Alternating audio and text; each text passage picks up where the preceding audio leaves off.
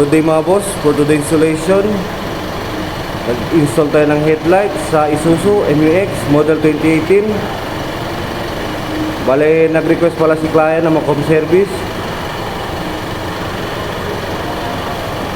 Bale, yung na-install natin ngayon, yung high beam niya mga boss, HB3. Yan. Tapos yung low beam niya mga boss, H11 blazing white, 19,200 lumens. At saka yung fog light niya, ito blazing white din, 19,200 lumens. Bali yung high niya pala mga boss is 500k adaptive, nasa 19,200 lumens din. Tapos yung park light niya K10, K Sonra, yan.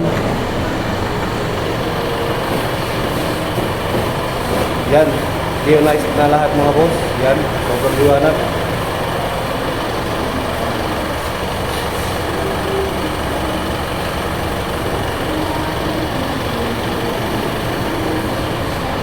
Bale yan yung output niya.